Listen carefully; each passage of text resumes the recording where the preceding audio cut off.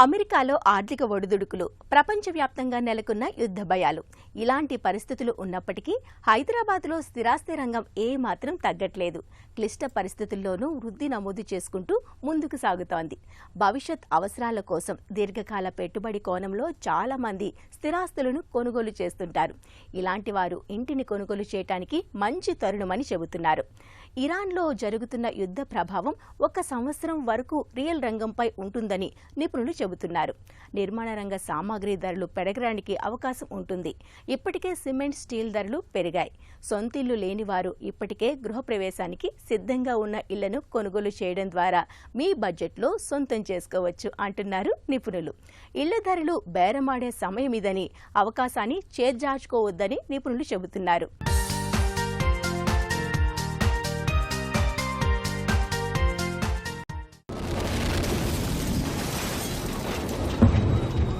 పశ్చిమాసియాలో నెలకొన్న యుద్ధ పరిస్థితుల కారణంగా దేశవ్యాప్తంగా సిమెంటు ధరలు పెరగనున్నాయి. ఈ మేరకు 50 కిలోల సిమెంటు బస్తా ధర 40 నుంచి 60 రూపాయల వరకు పెరిగే అవకాశం ఉందని పరిశ్రమ వర్గాలు అంచనా వేస్తున్నాయి. మరో వారం రోజుల్లో ఈ పెంపు ఉండవచ్చని చెబుతున్నారు. ఈ విషయమై ఇప్పటికే కంపెనీలు ప్రధాన డీలర్ల నుంచి సంకేతాలు అందినట్లు రిటైల్ డీలర్లు స్పష్టం చేస్తున్నారు. ప్రస్తుతం రిటైల్ మార్కెట్లో సిమెంటు బస్తా ధర 280 నుంచి 320 రూపాయల మధ్య ఉంది. ఇక సిమెంటు ధరల పెంపుదల తర్వాత 320 నుండి 380కి చేరే అవకాశం ఉందని అంచనా వేస్తున్నారు. సిమెంట్ కంపెనీలు ఉపయోగించే పెట్రోలియం, కోక్ ధర $130 నుంచి $165కు చేరడం ప్రధానంగా సిమెంటు ధరలపై ప్రభావం చూపనుంది. ఇక ఇండస్ట్రియల్ డీజిల్ రేటు 23.75 పెరగడం వంటి కారణాల వల్ల ఈ ధరల పెరుగుదల ఉండనుందని నిపుణులు చెబుతున్నారు.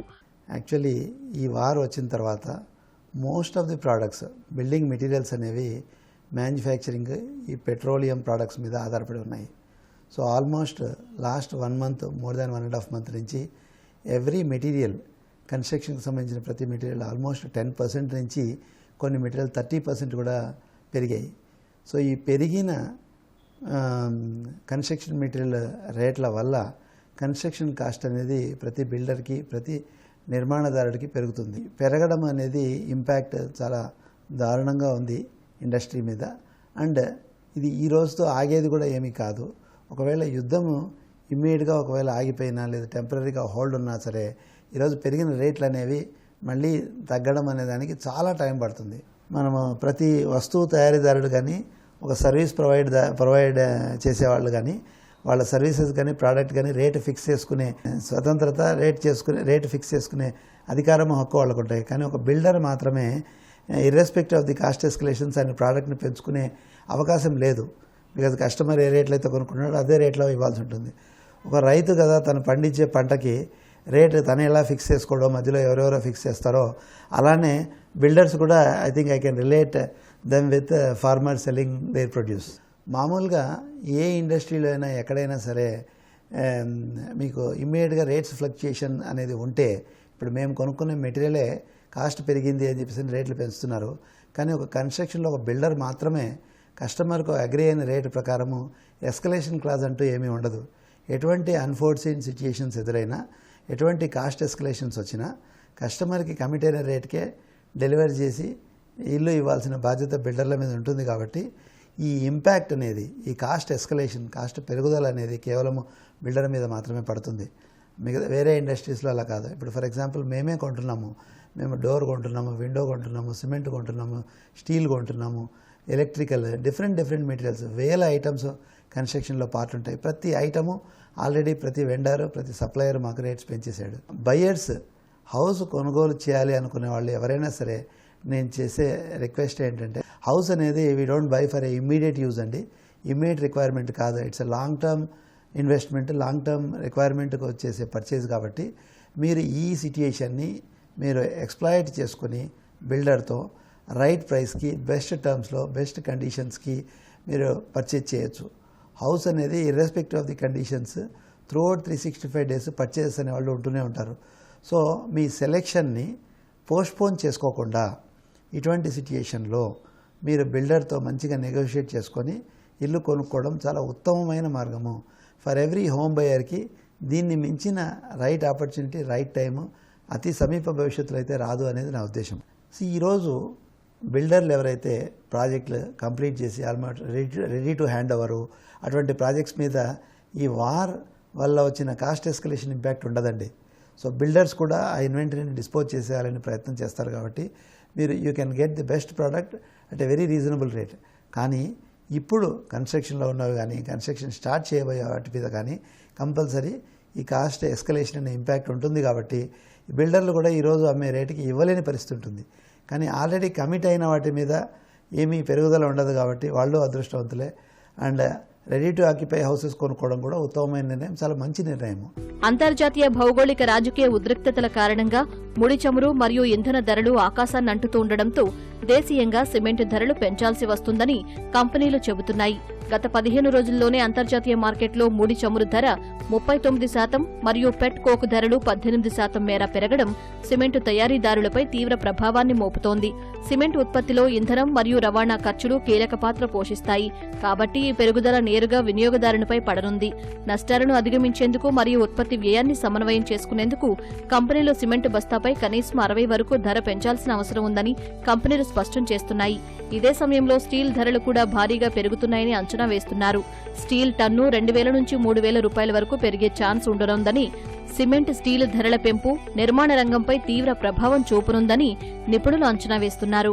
మొదటిసారి ఇల్లు కొంటున్న వారికి అసలు అనుభవం ఉండదు. తీరా కొన్నాక ధర ఎక్కువ పెట్టామా అని మదన పడుతూ ఉంటారు. కొనుగోలుకు ముందే కొన్ని విషయాలను అర్థం చేసుకుంటే బిల్డర్లతో మరింత బాగా బేరమాడవచ్చు. సరైన ధరకే ఇంటిని సొంతం చేసుకోవచ్చు. టైల్స్ తయారు చేయాలంటే గ్యాస్తోనే వాళ్ళు తయారు చేస్తున్నారు. గుజరాత్లో కానీ మిగతా రాష్ట్రాలు ఎక్కడ తయారు చేసినా కూడా అట్లాగే పీవీసీ మెటీరియల్ ఇవన్నీ కూడా 30% అబోవ్ ఇవాళ రేట్లు పెరగడం జరిగింది. ఈ రేట్లు పెరగడంతో కన్స్ట్రక్షన్ యాక్టివిటీ మీద చాలా ప్రభావం పడింది. ఇప్పుడు ఎందుకంటే రేట్లు మరి 30% పెంచాల్సిన ఆవశ్యకత ఉన్నది ఇవాళ పెరిగిన రేట్లు ధరల ప్రకారం చూస్తే. కాబట్టి ఇప్పుడు కొనే వాళ్ళు ఎవరైనా సరే కొనాలనుకునే వాళ్ళు ఆల్రెడీ కన్స్ట్రక్షన్ దగ్గర పడి ఉన్న వాళ్ళు ఏమవుతుందంటే ఆటోమేటిక్గా ఇప్పుడు జరుగుతున్న రేట్ల ప్రకారమే ఇస్తారు కాబట్టి కొనాలి అనుకునే వాళ్ళు ఎదురు చూడకండి ఇంకేదో రేట్లు తగ్గుతాయని ఇమీడియట్గా తీసుకోండి. లేకపోతే 30% అబోవ్ రేట్లు పెంచి అమ్మాల్సి ఉంటుంది ఇప్పుడు కన్స్ట్రక్షన్ స్టార్ట్ చేసేవన్నీ కూడా. ఎందుకంటే వాళ్ళ సిమెంట్ ధరలు కానీ స్టీల్ ధరలు కానీ పీవీసీ ధరలు కానీ అట్లాగే టైల్స్ ధరలు కానీ అన్నీ కూడా పెంచడం జరిగింది. మరి ఈ యుద్ధ ప్రభావం మరి మన దేశం మీద చాలా ఉన్నది. మన 2 రాష్ట్రాలు ఉన్న తెలుగు ఎన్ఆర్ఐలు ఎవరైతే ఉన్నారో ఇవాళ హైదరాబాదు వైపు మొగ్గు చూపుతూ ఉంటుంది.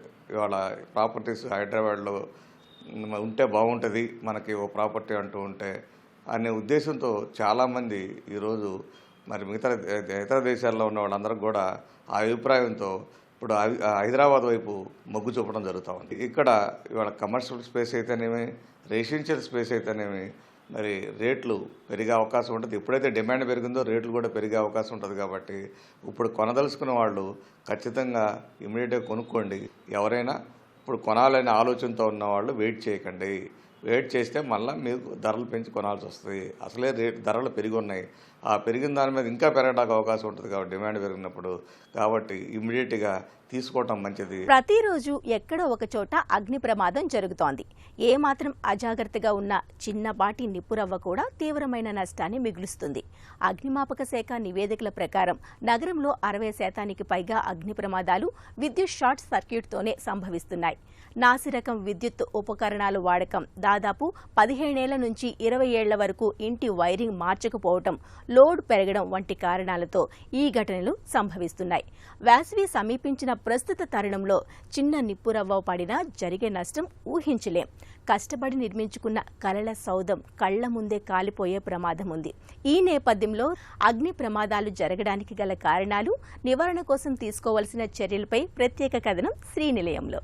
అగ్నిమాపక విభాగంలో engineering degree, diploma certified course పూర్తి చేసిన వారు ఈ ఆడిట్ను నిర్వహిస్తారు. ఇందులో భాగంగా ప్రతి భవనానికి సంబంధించి పూర్తి అగ్నిమాపక వ్యవస్థ, వాటి పనితీరుపై 15 నుంచి 30 పేజీల నివేదికను వీరు అందిస్తారు. నివసిస్తున్న భవనం ఎత్తు, దాని పరిధి, అందులో జరుగుతున్న కార్యకలాపాలు, నివసిస్తున్న జనాభా, అవసరమైన అగ్నిమాపక పరికరాలు, విద్యుత్ ఉపకరణాల వాడకం తదితర అంశాలు వివరించడంతో పాటు అవి ఎలా పనిచేస్తున్నాయో పరిశీలించి సర్టిఫై చేస్తారు. సేఫ్టీ ఆడిట్ చేసేందుకు భవన అంతస్తులు, పరిమాణం, భవనం రకాలను బట్టి రుసుము ఉంటుంది. ఒకసారి ఆడిట్ చేసిన తర్వాత రెన్యువల్కు తక్కువ రుసుము వసూలు చేస్తూ ఉంటారు. నగరంలోని కొందరు సర్టిఫై చేయడంతో పాటు అక్కడి సిబ్బందికి అగ్ని నిరోధక వ్యవస్థల పనితీరు, మంటలు ఆర్పడం తదితర అంశాలపై శిక్షణ అందిస్తున్నారు. ఆడిట్ పూర్తయిన తర్వాత భవనం రక్షణకు సంబంధించి సూచనలు చేస్తున్నారు. స్మోక్ డిటెక్టర్స్, ఫైర్ అలారం ఇవన్నీ ఫిట్టింగ్ చేసుకుంటే అగ్ని ప్రమాదాలు జరగకుండా ఉంటాయి. ఇవన్నీ కాంప్లెక్స్ వాళ్ళు కంపల్సరీ మెయింటైన్ చేయాలి. ఫైర్ ఎక్స్టింగ్విషర్స్ కూడా కంపల్సరీ పెట్టుకోవాలి. CO2 కానీ ABC సిలిండర్ కానీ ఇవన్నీ పెట్టుకోవాలి. ప్రాణ నష్టం జరగకుండా ఉంటుంది, ఆస్తి నష్టం జరగకుండా ఉంటుంది. గ్యాస్ కానీ, ఫ్రిడ్జులు, వాషింగ్ మిషన్లు ఇవన్నీ గోడకు దగ్గర కాకుండా కొంచెం దూరం పెట్టుకోవాలి. నాణ్యతమైన వైరు వాడాలి. అగ్ని ప్రమాదం జరిగినప్పుడు వెంటనే 101 ఫైర్ కంట్రోల్ రూమ్కు సమాచారం అందించాలి. ఈ మధ్యకాలంలో చూస్తుంటే సెల్లర్లో ఛార్జింగ్లు కూడా అక్కడనే పెట్టేస్తున్నారు, ఎలక్ట్రికల్ బైక్ ఛార్జింగ్లన్నీ. కానీ అలా పెట్టకూడదు. ఈ ఎలక్ట్రికల్ బైకులు కానీ, కార్లు కానీ వాళ్ళకి సపరేట్ పార్కింగ్ ఏర్పాటు చేయాలి కాంప్లెక్స్ వాళ్ళు. సెల్లార్లో కూడా మీరు స్ప్రింక్లర్స్ కానీ, ఫైర్ ఎక్స్టింగ్విషర్ కానీ, ప్యానల్ బోర్డు దగ్గర కూడా ఫైర్ ఎక్స్టింగ్విషర్ కానీ మీరు మెయింటైన్ చేయాలి. మెయింటైన్ చేయకపోతే అక్కడ ఉన్న సెల్లాల్లో కానీ చెత్త చెదారం మొత్తం నిండిపోయి ఉంటుంది. అక్కడ డంపు అనేది బాగా ఈ మధ్యకాలంలో చూస్తుంటే అపార్ట్మెంట్లో కూడా చాలా చెత్త స్టెప్స్ పైన కూడా మీదికి వెళ్ళడం, కిందికి దిగడం ద్వారా కూడా కొంచెం ఇంటర్నల్ ఎక్స్టెన్షన్ దాంట్లో కూడా అడ్డంగా ఇష్టం వచ్చినట్టు అక్కడ డబ్బాలు కానీ అవన్నీ పెడుతున్నారు. అవి పెట్టకూడదు. నగరంలో ఇటీవల జరిగిన ఘటనలను పరిశీలిస్తే నాసిరకం బ్యాటరీలు, ఎలక్ట్రిక్ స్విచ్లు, సాకెట్లు, కేబుళ్లతో విద్యుత్ సరఫరాలో హెచ్చుతగ్గుల కారణంగా నిప్పురవ్వలు చెలరేగి ఆస్తి నష్టం సంభవించింది. కొన్ని ఘటనల్లో నిమిషాల వ్యవధిలోనే పెద్ద ఎత్తున మంటలు వ్యాపించి ప్రాణ నష్టానికి దారితీశాయి. ఈ క్రమంలో ఉపకరణాల కొనుగోళ్లలో జాగ్రత్తలు పాటించాలని, నాణ్యమైన ఉత్పత్తులను కొనుగోలు చేయాలని అగ్నిమాపక శాఖ సూచిస్తోంది. నాణ్యత లేని వస్తువులు, దిగుమతులు అరికట్టేందుకు DPIIT ప్రత్యేక నిబంధనలు జారీ చేసింది. ఎలక్ట్రికల్ యాక్సెసరీస్ చట్టంలో పేర్కొన్న నిబంధనల ప్రకారం BIS మార్కున్న ఉపకరణాలనే వాడాలి. నిబంధనలను ఉల్లంఘించి విక్రయాలు జరిపిన వారిపై చర్యలు తీసుకునే అవకాశం ఉంది. స్మార్ట్ మీటర్లు, వంట సామగ్రి, ఫ్యాన్లు, విద్యుత్ స్టవ్లతో సహా అనేక వస్తువులకు ఈ నిబంధనలు వర్తిస్తాయి. BIS ప్రమాణాలతో తయారు చేసిన విద్యుత్ ఉపకరణాలను మాత్రమే అన్ని ప్రదేశాల్లో ఉపయోగించాలి. విద్యుత్ సంబంధిత మరమ్మతులను ఎలక్ట్రికల్ నిపుణుడితోనే చేయించాలి. లోపభూయిష్టమైన ఉపకరణాలను గుర్తించి వెంటనే మరమ్మతు చేయించాలి లేదా మార్చెయ్యాలి. ఎట్టి పరిస్థితుల్లోనూ అతుకులున్న లూజ్ వైరింగ్ను ఉపయోగించొద్దు. ప్లగ్ లేని వైరు చివరలను సాకెట్లో ఉంచడం ప్రమాదకరం. రెఫ్రిజిరేటర్, ఓవెన్లను ఎప్పుడూ వంటగదిలో ఉంచొద్దు. ఎర్తింగ్ ఉన్న 3-పిన్ సాకెట్లు తప్పనిసరిగా వాడాలి. ఇంటి నుంచి బయటికి వెళ్లినప్పుడు విద్యుత్ సరఫరా నిలిపివేయడం మంచిది. విద్యుత్ పరికరాలకు నిప్పంటుకుంటే నీళ్లతో ఆర్పొద్దు. దీంతో కరెంట్ షాక్ తగిలి ప్రాణాలకి ముప్పు వాటిల్లవచ్చు. అపార్ట్మెంట్లో ఫైర్ అయినప్పుడు ఇలాంటి ఫైర్ ఎక్స్టింగ్విషర్స్ మీరు ఏ విధంగా వాడాలో మేము చెప్తాను. ఇలాంటి ఫైర్ ఎక్స్టింగ్విషర్ మీ అపార్ట్మెంట్లో కంపల్సరీ మెయింటైన్ చేయాలి. ఈ ఎక్స్టింగ్విషర్ను ఏ విధంగా అప్పుడు ఫస్ట్ అంటే చిన్న ఫైర్ అయినప్పుడు ఏ విధంగా ఆర్పాలో నేను చూపిస్తాను. ఫస్ట్ దీన్ని అబ్జర్వ్ చేయాల్సింది ఏంటంటే ఈ నీడిల్ని చూడాలి. గ్రీన్ కలర్లో ఉంటేనే ఇది వర్క్ చేస్తుంది. అదే రెడ్ కలర్లో ఉందనుకో వర్క్ చేయదు. అంటే దీంట్లో ప్రెషర్ లాస్ అయ్యి దీంట్లో ఉన్న పౌడర్ అనేది, కెమికల్ అనేది బయటికి రాదు. అది ఫస్ట్ చెక్ చేసుకొని ఫస్ట్ పాస్ మెథడ్ అనేది ఒకటి ఉంటుంది. పుల్ ద పిన్, ఈ పిన్ తీసేయాలి. తీసేసి తర్వాత ఎయిమ్ తీసినాక ఏమైతే ఎయిమ్ చూడాలి. ఎక్కడ ఫైర్ అయిందో బేస్ ఆఫ్ ది ఫైర్ని చూసేసి స్క్వీజ్ నొక్కాలి. దీన్ని నొక్కితే తర్వాత ఎడమ నుంచి కుడి వైపు అంటే స్వీప్ చేయాలి. అప్పుడు కంప్లీట్గా ఫైర్ ఆర్పడానికి అవకాశం ఉంటుంది. ఈ CO2 ఎక్స్టింగ్విషర్ అంటారు. దీన్ని కూడా ఇప్పుడు మామూలుగా ఎక్కడైనా ఎలక్ట్రికల్ ఫైర్ కానీ, నార్మల్గా వేరే మామూలు గ్యాస్ ఫైర్లు కానీ, ఏ ఫైర్లు అయినా ఆయిల్ ఫైర్లు కానీ CO2 ఎక్స్టింగ్విషర్ యూజ్ చేసి మనం మంటలు ఆర్పేయచ్చు. దీన్ని మామూలుగా ఎక్కడైనా మామూలుగా చూస్తాము, రెసిడెన్షియల్ ఏరియాలో పెడతారు, సినిమా థియేటర్లో చూస్తుంటాము, మామూలుగా ఇంకా కొందరు ఇళ్లలో కూడా పెట్టుకుంటాము. ఇప్పుడు వెహికల్స్లో కూడా చిన్న చిన్న వెహికల్స్లో కూడా న్యూ కమింగ్ BS4 వెహికల్స్లో కూడా ఇది ప్రొవైడ్ చేస్తారు. కాకపోతే అందరికీ ఇది ఆపరేట్ చేయడం రాదు. అక్కడ పెట్టి ఉంటుంది కానీ ఎట్లా ఆపరేట్ చేయాలో చాలామంది తెలియదు. ఆపరేషన్ ఎట్లా అంటే దీనికి ఒక పిన్ ఉంటుంది. ఫస్ట్ ఈ పిన్ ఓపెన్ చేసి ఈ పిన్ తీసేసి ఇది చేతిలో పట్టుకోవాలి. చేతిలో పట్టుకొని ఎక్కడైతే ఫైర్ అవుతుందో ఆ ఫైర్ సీట్ ఆఫ్ ఫైర్ దగ్గరికి వెళ్ళి జస్ట్ దీన్ని పట్టుకొని విప్పేస్తే జస్ట్ పాస్ చేసేసినాం అనుకో ఆటోమేటిక్గా ఫైర్ ఫుట్ ఆఫ్ అయిపోతుంది. దీన్ని ఇనిషియల్ స్టేజ్ ఆఫ్ ఫైర్లో మాత్రమే యూజ్ చేస్తాం. ఫైర్ పెద్దగా అవుతున్నప్పుడు దీన్ని వాడినా మనం పెద్దగా ఉపయోగం ఉండదు. ఎప్పుడైతే చిన్న ఫైర్ ఉంది మన చేతిలో కంట్రోల్ అవుతుంది అన్నప్పుడు మాత్రమే దీన్ని యూజ్ చేసుకోవచ్చు. గ్యాస్ ఫైర్లో కానీ, ఎలక్ట్రికల్ ఫైర్లో కానీ, ఎనీ కైండ్ ఆఫ్ ఫైర్ CO2ని ఎక్కడైనా యూజ్ చేయొచ్చు. అపార్ట్మెంట్లో ఫైర్ అయినప్పుడు ఎక్స్టింగ్విషర్ ద్వారా ఆర్పనప్పుడు, అది ఆర్పలేదు, ఫైర్ స్థాయిని మించినప్పుడు నెక్స్ట్ స్టేజ్లో హోజ్ రీలోజ్ అనేది ఉంటుంది. ఇది రెడ్ కలర్ పైప్ కనిపిస్తుంది, మీరు అక్కడ మీ అపార్ట్మెంట్లో అబ్జర్వ్ చేస్తే ఇది కనిపిస్తుంది. అగ్ని ప్రమాదానికి సంబంధించినప్పుడు అపార్ట్మెంట్లో మీరు సిట్ ఆఫ్ ది ఫైర్కి వెళ్ళి అక్కడ ఏ విధంగా దీన్ని ఆర్పాలో ఇప్పుడు మేము చూపిస్తాము. దీన్ని వాల్ ఉంటుంది, దీన్ని ప్రెస్ చేయడం. మా దగ్గర అయితే ప్రెస్ చేసి ఉంటుంది, మీ దగ్గర రొటేషన్ కానీ ఆన్ అండ్ ఆఫ్ వాల్ కూడా ఉంటుంది. ఎప్పుడైనా ఫైర్ అవుతుంటే బేస్ ఆఫ్ ది ఫైర్ మీద మాత్రమే ఫైర్ని ఆర్పాలి, గాల్లో నీళ్ళు కొట్టకూడదు. ఇక్కడ కొట్టి ఎడమ నుంచి కుడి వైపు స్లోగా చేస్తే ఫైర్ కంప్లీట్గా ఆరవడానికి అవకాశం ఉంటుంది. అగ్ని ప్రమాదాల్లో 50% కంటే ఎక్కువ వంటశాలల్లోనే జరుగుతున్నాయని నేషనల్ క్రైమ్ రికార్డ్ బ్యూరో వెల్లడించింది. వంట చేస్తున్నప్పుడు ఏమరపాటు, విద్యుత్ షార్ట్ సర్క్యూట్ల వల్ల ఇవి సంభవిస్తున్నాయని అధ్యయనాలు వెల్లడిస్తున్నాయి. ఇందుకు పరిష్కారంగా అనేక అధునాతన స్మార్ట్ పరికరాలు మార్కెట్లోకి వస్తున్నాయి. కృత్రిమ మేధ, స్మార్ట్ సెన్సార్, ఆటోమేటిక్ సిస్టంపై ఆధారపడి పనిచేసే ఈ పరికరాలను సులభంగానూ వినియోగించుకోవచ్చు. మరి వంటగదిలో ప్రమాదాల బారిన పడకుండా ఉపయోగించుకునే స్మార్ట్ పరికరాలు ఎలా పనిచేస్తాయో ఇప్పుడు తెలుసుకుందాం.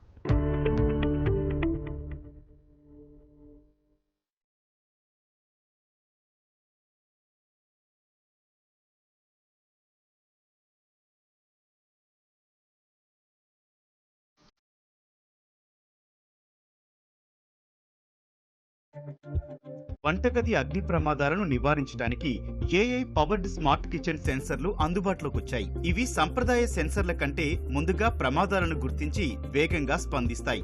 ఏఐ, ఐఓటీ, మెషిన్ లెర్నింగ్ తో అభివృద్ధి చెందిన ఈ సెన్సర్లు ప్రమాదాల నివారణలో ఉపయోగపడతాయి. హీట్, స్మోక్, గ్యాస్ లీకులు, వంట సమయంలో నిర్లక్ష్యం కారణంగా చెలరేగే మంటలను ముందుగానే గుర్తించి అప్రమత్తం చేస్తాయి. Thermal imaging, smoke detection, gas sensing, motion detection వంటి అధునాతన సెన్సర్లతో రూపొందించిన పరికరాలు అందుబాటులో ఉన్నాయి. వైఫై లేదా బ్లూటూత్ తో మొబైల్ యాప్లకు అనుసంధానించి రియల్ టైం నోటిఫికేషన్లు పంపుతాయి. కమర్షియల్ వంటశాలల కోసం ఫైర్ సపరేషన్ పరికరాలు అనేక మార్కెట్లోకి వచ్చాయి. ఇవి పెరుగుతోన్న ఉష్ణోగ్రత, మంటలను గుర్తించి మంటలను ఆపుతాయి. Wet chemical, foam, clean agent లేదా వాటర్ మిస్ట్ ను విడుదల చేసి 10 నుంచి 30 సెకండ్లలో మంటలను ఆర్పే సామర్థ్యం వీటిల్లో ఉంటుంది. ఇవి గ్యాస్, పవర్ షట్ ఆఫ్, స్ప్రింక్లర్లు, ఎమర్జెన్సీ ఆటోకాల్స్ వ్యవస్థకు వీటిని అనుసంధానిస్తారు. అధునాతన డిటెక్టర్లు flame detection, heat sensing gas ను పర్యవేక్షిస్తూ హెచ్చరికలు పంపుతూ అప్రమత్తం చేస్తాయి. ఏఐ, ఐఓటీ, మల్టీ సెన్సర్ సాంకేతికతతో రూపొందించిన ఈ పరికరాలు గ్రీస్ ఫైర్, ఎల్పీజీ లీక్ల వల్ల జరిగే ప్రమాదాలు నివారించడానికి ఉపయోగపడతాయి. ఈ డిటెక్టర్లు మంటలు వ్యాప్తి చెందక ముందే, అంటే 5 నుంచి 10 సెకండ్లలో గుర్తించి ఆటోమేటిక్ షట్ ఆఫ్ లేదా స్ప్రింక్లర్ల వ్యవస్థ ద్వారా మంటలను ఆర్పేస్తాయి. స్టవ్ ని ఎప్పుడు ఎత్తైన ప్లాట్ఫామ్ పైనే ఉంచాలి, నేలపై పెట్టొద్దు. మండే స్వభావం ఉన్న వస్తువులను వంటగదికి దూరంగా ఉంచాలి. షెల్ఫ్లు, పరదాలు, క్యాలెండర్లు, దుస్తులు స్టవ్ సమీపంలో ఉంచొద్దు. నూనెను ఎక్కువగా వేడి చేయడం వల్ల మంటలు చెలరేగే ప్రమాదం ఉంది. నూనె మూకుడులో ప్రమాదవశాత్తు అగ్ని ప్రమాదం సంభవిస్తే వెంటనే దాన్ని మూతతో కప్పివేసి బర్నర్ను ఆపివేయాలి. విద్యుత్ ఉపకరణాలను వాడుతున్నప్పుడు అలా వదిలేసి బయటకు వెళ్లకూడదు. ముఖ్యంగా చిన్నపిల్లలను వంటగదికి దూరంగా ఉంచాలి. వారికి అగ్గిపెట్టెలు, లైటర్లు వంటివి ఇవ్వొద్దు. మైక్రో ఓవెన్ వంటి పరికరాలను వాటి పనితీరు తెలిసినప్పుడే పిల్లలను ఉపయోగించనివ్వాలి. స్టవ్ ఉపరితలాన్ని ఎలాంటి గ్రీజు, ఆయిల్ మరకలు, పదార్థాలు లేకుండా పరిశుభ్రంగా ఉంచాలి. ఫైర్ ఎక్స్టింగ్విషర్లు అందుబాటులో ఉంచాలి.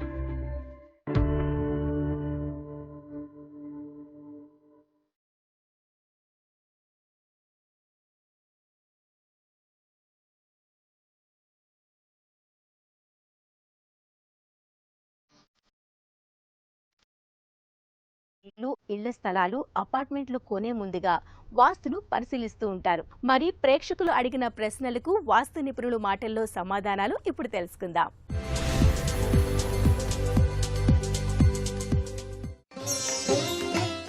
స్నానాల గదికి ఎదురుగా పూజ గది ఉండవచ్చా?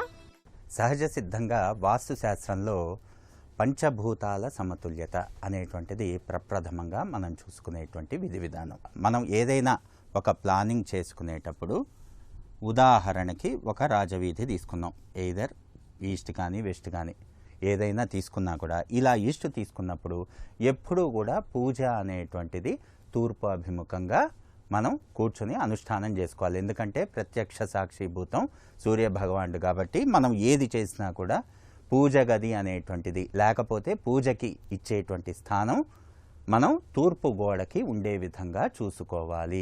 దీని పక్కన మనకి పూజ గది అనేటువంటిది డిజైన్ చేసుకుంటాం. ఎయిదర్ ఇక్కడైనా డిజైన్ చేసుకోవచ్చు, లేకపోతే నార్త్ ఈస్ట్ కార్నర్లో అయినా మనకి డిజైన్ చేసుకోవచ్చు. ఇక్కడ బేస్డ్ ఆన్ ప్లాట్ విడ్త్ని బట్టి మనకి ఎక్కడ వస్తుంది అనేటువంటిది డిజైనింగ్ చేసేటప్పుడు ఎక్కడా కూడా అలైన్మెంట్ తప్పకుండా మనం ఆ ప్లానింగ్ అనేటువంటిది ఆటోక్యాడ్లో వేసుకుంటాం. అది విషయ సాధన. ఇలా చేసినప్పుడు ఈ పూజ అనేటువంటిది ఇక్కడ ఇచ్చి ఇక్కడ కిచెన్ ఇచ్చినప్పుడు ఇక్కడ సౌత్ వెస్ట్లో మనం ఈ అలైన్మెంట్తోనే కిచెన్ అలైన్మెంట్తో ఇక్కడ సౌత్ వెస్ట్లో ఒక రూము, అది మాస్టర్ బెడ్రూము. దీని తర్వాత ఒక టాయిలెట్, దీని తర్వాత నార్త్ వెస్ట్లో బెడ్రూమ్. ఇలా చేసినప్పుడు ఈ టాయిలెట్ అనేటువంటిది ఎగ్జాక్ట్గా ఆపోజిట్లో పూజ గది అనేటువంటిది డిజైన్ చేస్తూ ఉంటాం. అయితే అందరికీ సందేహం ఏంటంటే ఇలా పూజ అనేటువంటిది ఇక్కడ వచ్చినప్పుడు ఇలా దానికి ఎదురుగా టాయిలెట్ అనేటువంటిది రావచ్చా అనేటువంటిది చాలామందిలో ఒక సందేహం. ఎప్పుడూ కూడా ఈ టాయిలెట్ అనేటువంటిది ద్వారబంధం అనేటువంటిది ఇక్కడ ఉండేటువంటి ఈ డోర్తో, అంటే ఈ ద్వారబంధంతో, పూజ గది ద్వారబంధంతో బాత్రూమ్ ద్వారబంధం అనేటువంటిది సూత్రం ఫామ్ చేయకూడదు. సూత్రం ఫామ్ చేయటం అంటే ఏంటి? ద్వారబంధం మిడ్ లైను, ఈ ద్వారబంధం మిడ్ లైను ఒకే అలైన్మెంట్లో ఉండటం. అలా పొరపాటును కూడా చెయ్యకూడదు. అదేవిధంగా మీకు ఇక్కడ ద్వారబంధం ఇవ్వకుండా ఇక్కడ సౌత్ వెస్ట్ రూమ్ ఉంది కదా, దీనికి అటాచ్డ్ లాగా ఈ విధంగా చేసుకోవచ్చు. అప్పుడు ఇక్కడ వాల్ ఉంటుంది. దీనివల్ల ఏమవుతుంది? సూత్రం అనేటువంటిది ఫామ్ కాదు. ఎప్పుడూ కూడా మనకి టాయిలెట్ అనేటువంటిది నిర్మాణం చేసినప్పుడు, ఆ విధంగా మనం డిజైన్ చేసినప్పుడు ఆపోజిట్లో ఉండేటువంటి పూజ గది ఈ డోరు ఆ డోరు ఒకే అలైన్మెంట్లో ఉండకూడదు అనేటువంటిది ప్రప్రథమంగా మనం వాస్తురీత్యా తెలుసుకోవాలి. అంతేగాని అసలు టాయిలెట్టే ఉండకూడదు అనేటువంటి విధి విధానం ఎక్కడా మనకి ప్రామాణికంగా లేదు. ఎందుకంటే మనం డిఫరెంట్గా ఇక్కడ కాలమ్స్ డిజైన్ చేస్తాం. కాలమ్స్ అనేటువంటి మిడిల్లో బీమ్స్ డిజైన్ చేస్తాం, రూఫ్ బీమ్స్. ఇలా చేసినప్పుడు ఏదైనా బీమ్ టు బీమ్ మాత్రమే సమాధానం చెప్పాలి. ఇప్పుడు ఒక ఇంటిలో మనం క్షేత్రపథం నిర్ణయించి నిర్మాణం చేసుకున్నప్పుడు ఉచ్చస్థానంలో మనకు పూజ గది, అదేవిధంగా ద్వారబంధాలు ఇలా ఇచ్చినప్పుడు కంపల్సరీగా టాయిలెట్ అనేటువంటిది ఆ డిజైనింగ్లో పర్టికులర్గా వచ్చినా కూడా ఎలాంటి ఇబ్బంది లేదు. సరే, కొన్ని సందర్భాల్లో ఇది కంపల్సరీగా కామన్ టాయిలెట్ లాగే డిజైన్ చేయాల్సి వస్తుంది. ఇంకా వేరే వైపు డిజైన్ చేయడానికి కుదరదు. అలాంటప్పుడు ఏమవుతుంది? ఈ యొక్క ఎదురుగా ఉండేటువంటి పూజ గది ఏదైతే తీసుకున్నామో ఇక్కడ ద్వారబంధం ఇచ్చి దీన్ని ఎక్స్టెండ్ చేసి ఇలా ఒక వాలింగ్ చేసుకోవాలి. ఇక్కడైనా వాల్తో అబ్స్ట్రక్ట్ చేయాలి, లేకపోతే ఇక్కడైనా కంప్లీట్గా వాల్తో అబ్స్ట్రక్ట్ చేసి దీన్ని అటాచ్డ్ టాయిలెట్ లాగా చేసుకోవాలి. డైరెక్ట్గా డోర్ టు డోర్ చూపు అనేటువంటిది ఎప్పుడు పూజ గదికి అదేవిధంగా టాయిలెట్కి ఉండకూడదు. ఇప్పుడు మనకు ఉండేటువంటి వెసులుబాటు రీత్యా ఆధునీకరణ వల్ల అందరూ కూడా ఇంట్లోనే టాయిలెట్స్ అనేటువంటివి ఇస్తున్నారు. ఆ ఇచ్చేటువంటిది ఎలా ఇవ్వాలి? ఆ పర్టికులర్ రూమ్కి అధమ స్థానంలో ఇవ్వాలి. ఆ అధమ స్థానంలో ఇచ్చినప్పుడు ఎలా ఇవ్వాలి? ఎలాంటి సూత్రాలు ఈ విధంగా పూజ గదితో ఫామ్ అవ్వకుండా చూసుకొని ఎక్కడ ద్వారబంధం ఉండాలి, ఏది అటాచ్ చేయాలి, ఏది కామన్ చేయాలి అనేటువంటిది జాగ్రత్తగా చూసుకొని మాత్రమే మనం డిజైనింగ్ చెయ్యాలి.